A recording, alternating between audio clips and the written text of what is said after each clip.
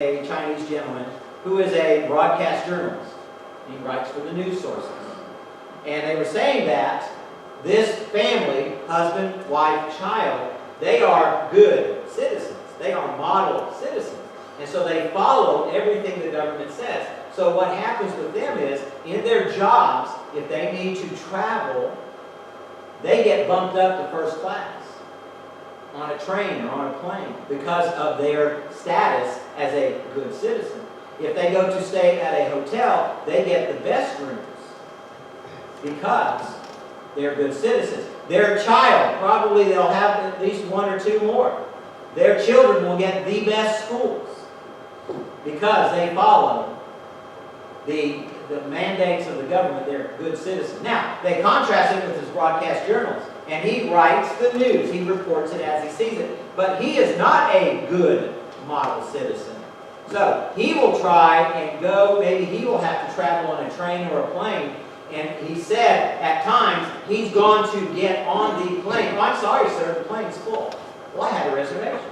I'm sorry, sir, the plane's full. You can't get on the plane. You can't get on the train. He's gone to motels. Oh, I'm sorry, sir, we're full. Well, I made this reservation 2 months ago. I'm sorry, sir, we're full. And so, because he's not a good citizen, he doesn't get the privileges that the good citizens get. And that's where we're at in post-truth. Basically, those not conforming to that definition will either be re-educated. Have you heard about that? Re-education camps, we need to change your way of thinking. Or they'll be disregarded, discarded, or eliminated for the good of others. And you see, in some countries where there's an upswing in assisted suicides for the terminally ill and for those who are aging, and they look at them, well, you can't contribute anything. They don't say this, but you really can't contribute anything. So we need to get you out of the picture because you're taking up space, you're eating food, you're taking up resources that are for other people who are producing something. And so, we're talking about dignifying all people because we're made in the image of God. And what's happening is people are not dignifying all people. They're classifying them. I don't know how many of you are Star Trek fans. Watch Star Trek. Well, in the movie, the second movie they made, the original is called The Wrath of Khan. Spock, when I say Spock, y'all know that is one of the characters. Well, something happens, and basically he goes into this place, and he gets heavily dosed with a bunch of radiation, and he closes it off. He saves everybody, keeps it from exploding, but he's basically dying. And so he makes this quote. He says this in the movie. He says, "The needs of the many outweigh the needs of the few, or the one." Now, he made a personal sacrifice. He made that decision. He went in there and got all radiated, and he does die, but I won't tell you what happens in the next 10 movies. But anyway, this was a self-sacrifice. He did this on his own. But what's happening is in post-truth, they're going to issue mandates where you're not going to have a choice. And you're going to say, okay, that's it. You're not productive anymore. You're done. And so basically, and who gets to decide? Other people get to decide these things. There was a speech given, just to give you an idea of where this is in our society. There was an event called Rise Up for Roe. This is the Roe versus Wade. I do not know where you stand on that, but I'm just going to tell you what was said. Chelsea Clinton was making a speech at this rally. And she said, this was a statistic she quoted. She said, American women entering the labor force from 1973 to 2009 added $3.5 trillion to our economy. The net new entrance of women, that is not, this is still her speaking, that is not disconnected from the fact that Roe became the law of the land in January of 1973. And basically what this article says is her argument is that by legitimizing abortion nationwide, Roe freed more women to go to work unencumbered by motherhood, and those women over time have added $3.5 trillion to the U.S. economy. And this was part of her speech that she was making. But the problem is, she wasn't dignifying all people. She was saying, in essence, it was okay to do this because these women were freed up to go into the workforce. And so that's where post-truth is going to take you. Well, it's okay. It's okay that these women, they didn't have to deal with children, so they could go back and work. So that's where post-truth is. Those decisions were made by other people. Again, I don't know where you stand. I'm not here to get in an argument or a discussion about this, but this is where post-truth takes you. Now, somebody went as far as to say, legalizing abortion like this, they say it's caused a historic drop in crime because by all this abortion that we've had, we've taken care of a lot of criminals. I go, okay, we're stepping way over the line here because you don't know that. But we need to dignify all people. Jesus, when he came, John chapter 1, verse 14, Jesus was the Word and became flesh and dwelt among us, and he was basically full of grace and truth. That's when he came. Basically, the anchor is founded in grace, and in spite of unthinkable evil, Satan, his demon followers, and the humans that are blinded by him are the enemy. Basically, they are slaves who are blinded and following Satan and what he is leading them to do. Now, Jesus, when he began his ministry in Luke chapter 4, he said, I have come. He quoted from Isaiah. Basically, he was quoting from the prophet Isaiah about him, saying, and part of it he said was, I have come to set the captives free. That's part of what he said. And Jesus was here to say, Satan blinds the minds of the unbelievers. I want to set those captives free. That's what I have come to do. I am full of grace and truth, and I have come here to set the people free. Basically free from the entrapment of sin. And so Jesus demonstrated that through his whole life. He taught that. Then on the cross, he got to that point. It was nailed on the cross. And the Bible records several things that he said on the cross. And one of them was a prayer. And what did he say? Father, forgive them. They don't know what they're doing. Father, forgive them. They don't know what they're doing. Basically, some of them functioning out of ignorance. They really didn't know what they were doing. Self-righteousness, the Pharisees, we need to get rid of them. Hatred and sin. That's what put him on the cross. Actually, he went on himself. That's what put him up there. But Jesus, when he prayed that prayer, he took the position of truth, because he told the truth.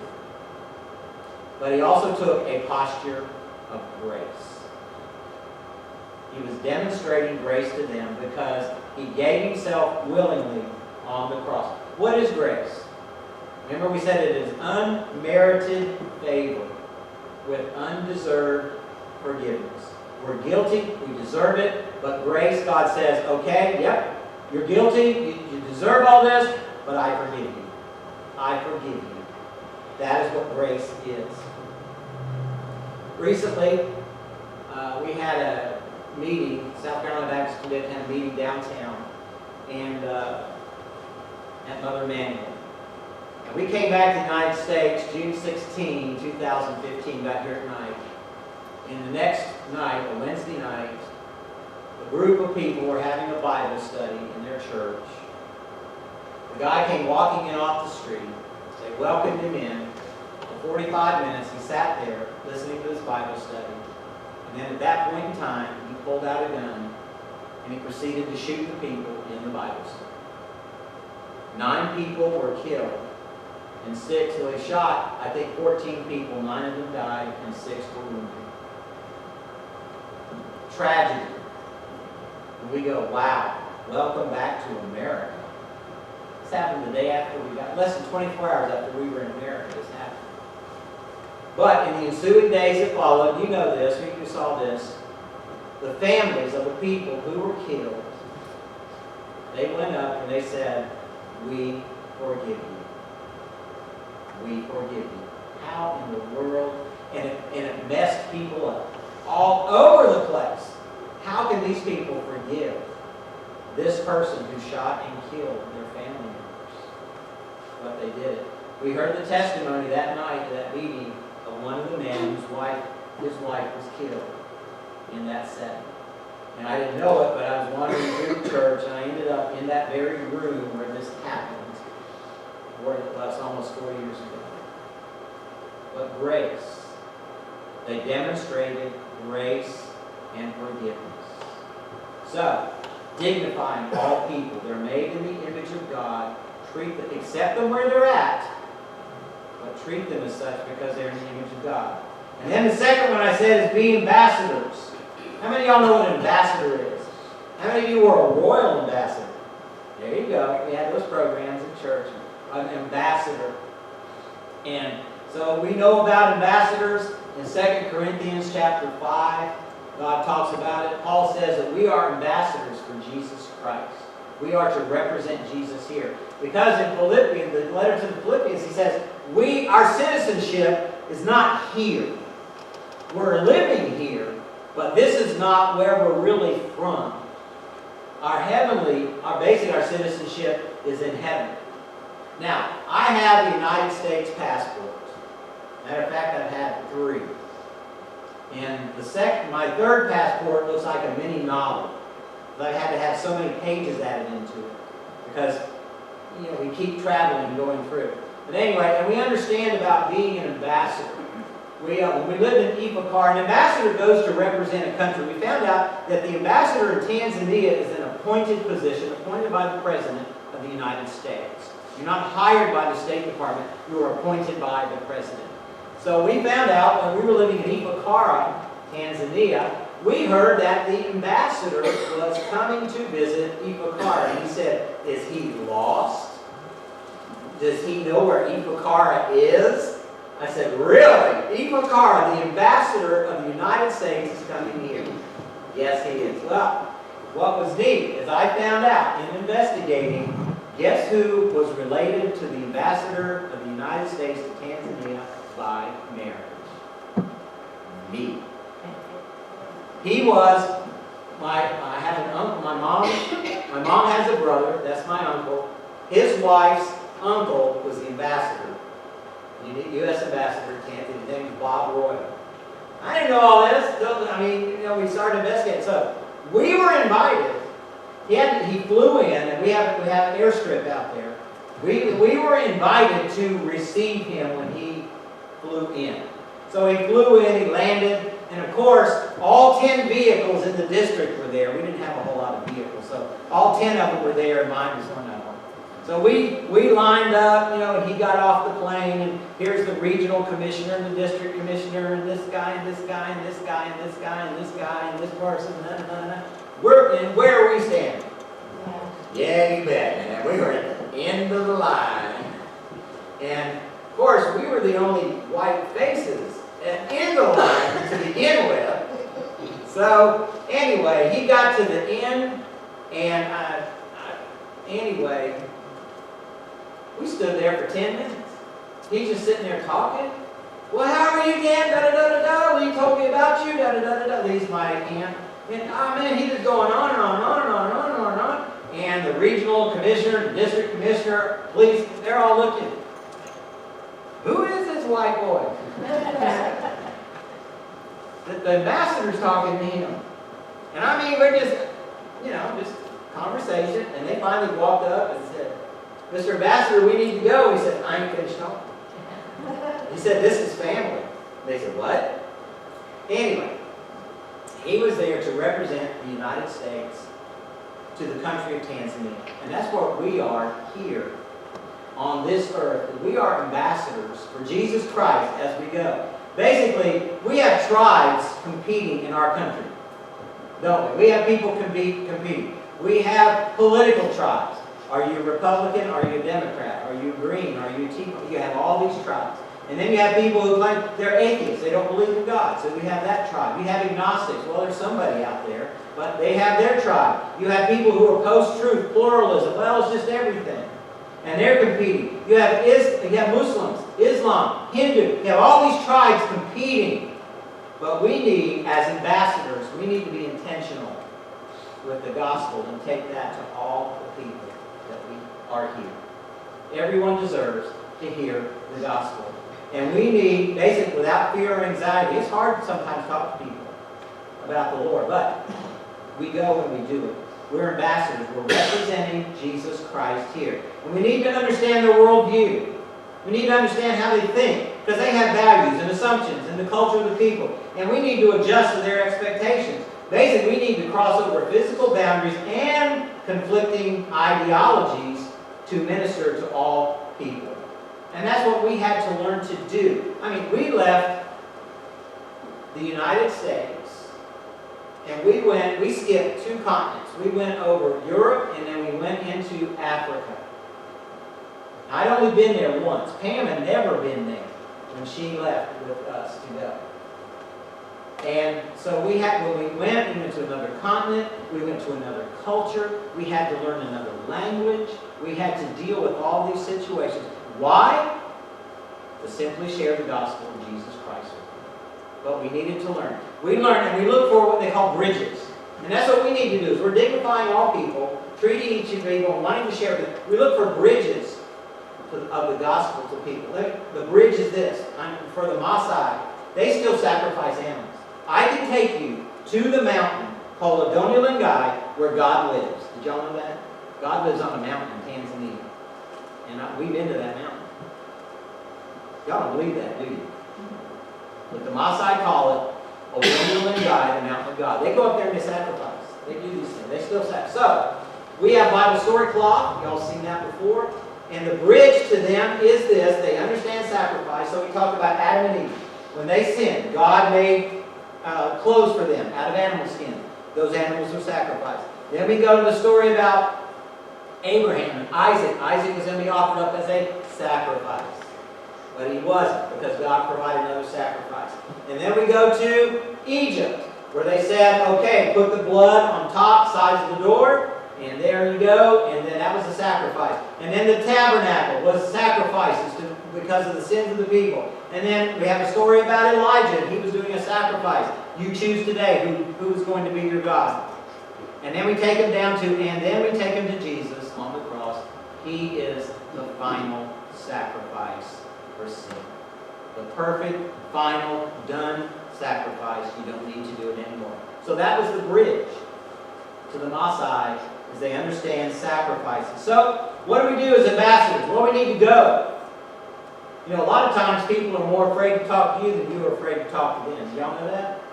I always wondered about that. In one place that we lived, in Car again, I had a mountain bike. I would ride to different villages, and I would go. And it was so funny that I'd be sitting there talking with some people, and these little kids would come around the corner and they go, ah! And then they'd run. They'd never seen a face like this before. Never seen it. And I go, oh man. And so I started asking, I said, I asked the guy that I worked with who has kids, and I said, why? And I said, I understand, probably haven't seen somebody. He says, well, really, this is the story. He said, when our kids misbehave, do things, we tell them that the white people are going to come and take them away. I said, what? He said, yeah, we tell them that the white people are going to come. I said, you telling me I'm the boogeyman? Of course, he didn't understand that one either. I said, really? I said, do you tell your kids that? He says, yeah. I said, no wonder your kids run from me when they see me, until they get to know who I am. I'm the boogeyman. But we have to go, and that's what you do. You have to demonstrate God's love through action. You can talk about it, but you got to do it with action. Demonstrate your love to them. People can argue words all day, but when you show them love, that's tough. Boy, when you show them love, that's tough to argue. And then you build the relationships. You show that person that you care about them as an individual. You learn the language. Now we had to learn Swahili. We had to learn Maasai. We had to learn another language to communicate. But we need to learn, listen to people. Somebody said one time, God gave you, and Emery so explicitly let me know, ear. She knows what an ear is. Emery, where's my eye? Eye, nose, So somebody said you have 2 ears, 2 eyes, 1 mouth. So they said you need to listen and you need to look, but don't talk as much. Do more listening and more watching than talking. I said, okay, that's interesting. So we need to do that. We need to learn their language, listen to them. Because when you listen and understand people, they know that you care. I learned when we go to different areas, you would go talk to the district commissioner, because he's the guy that made things run in the whole area. And so I went to, again, in Ifakar, I went to his office, got to talk to him. Well, the government's supposed to function in English and Swahili. So we went there.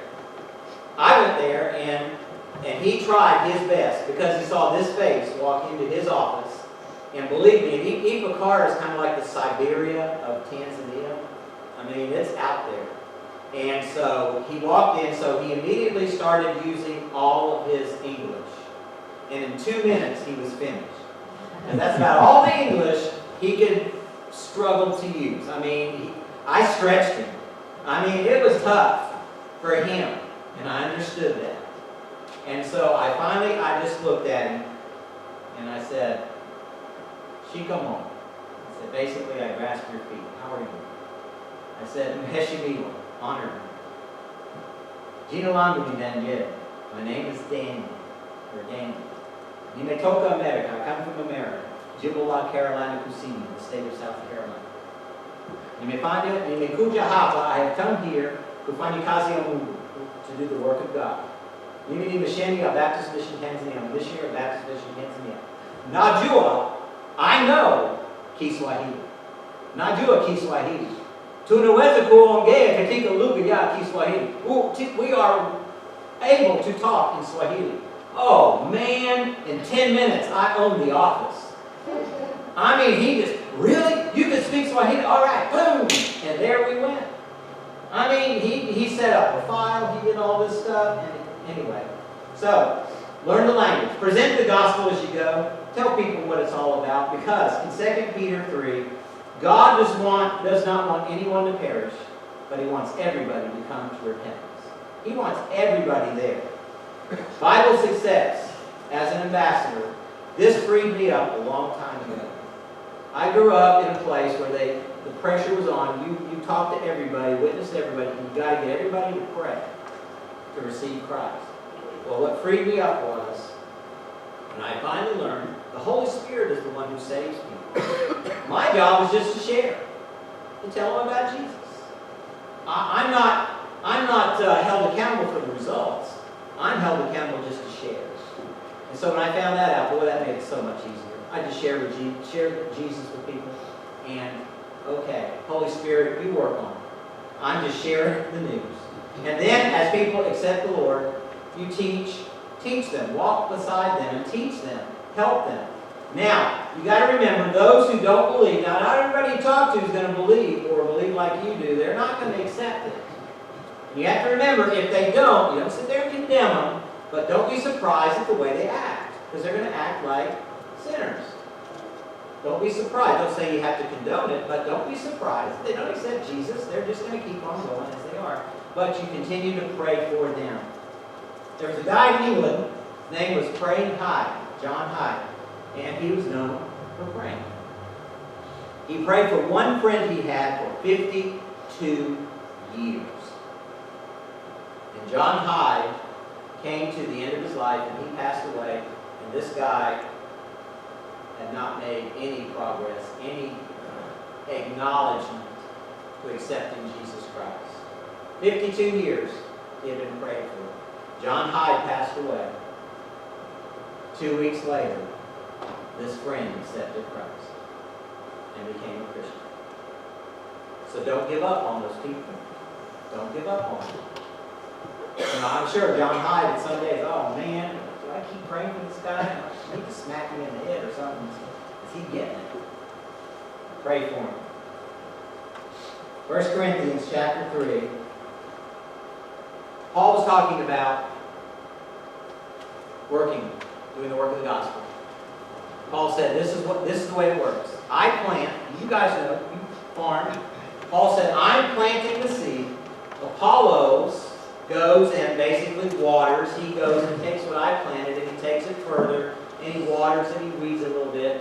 But Paul said, God is the one who gives that increase. Not me, not Apollos, not anybody else. God is the one who gives the increase. So he said, that's what we do. We do our job as ambassadors, and God will give the increase. So, we dignify all people. They're made in the image of God. And also we're ambassadors to go out and share with those people and demonstrate the love of God to them. I asked some Tanzanians that we were working with, I asked them a question one day. I said, I left America, came here, did all this, settled everything, here I am. And I said, so, if you were to go back to America,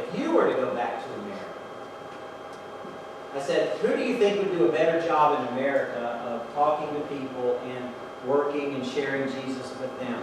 Who do you think would do a better? Would you do a good job? Well, yeah, we do the best we can. I said, well, who would do the better job? And they looked at me and they pointed at me and said, you. I said, why? They said, well, you look like them. I said, yeah.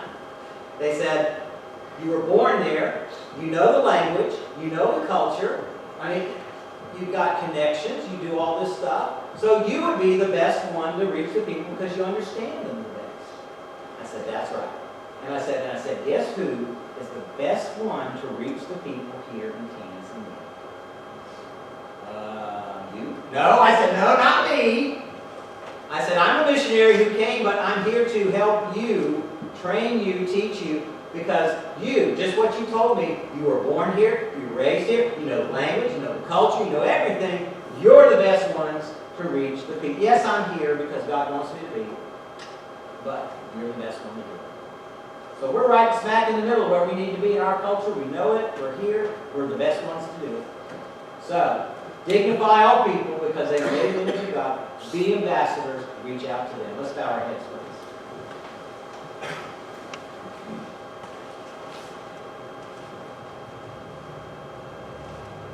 As we're thinking about our culture, different things are going on, we get discouraged sometimes. But God gives us direction. He gives us His Word. We know how to live. We just need to do it. And that we can share with people. Read His Word. Listen to it. Teach others. Do good.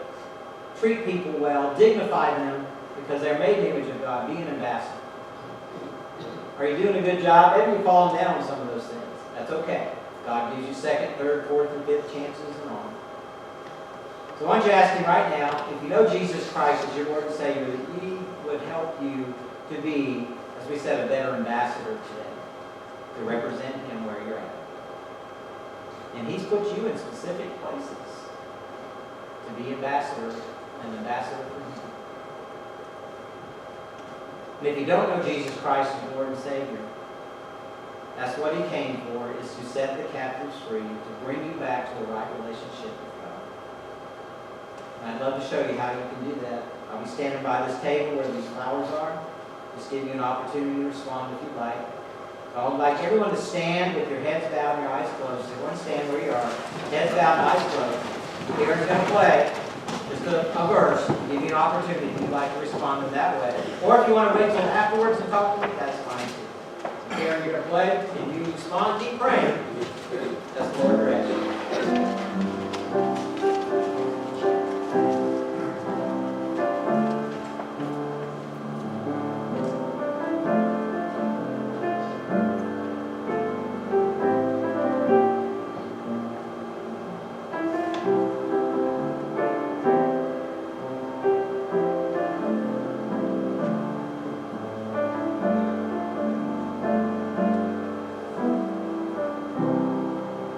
Thank you for being here today. You're waiting for those words, right? You wait for those words, right? Give more money. No, you won't wait for that one. So. Anyway, as you go this week, be good ambassadors. And if you're interested, we'll be meeting at Cracker Barrel tomorrow at 8 o'clock for breakfast. We just solve all the world's problems and then tell nobody. So anyway, you're all invited. Just come, we just discuss different things about the Bible, God. Fun time. So 8 o'clock, and ladies are meeting Tuesday at 9:30, right? For their Bibles. All right. Thank you. Enjoy the day. Enjoy the week. Be ambassadors as you go. What about you, God, yourself?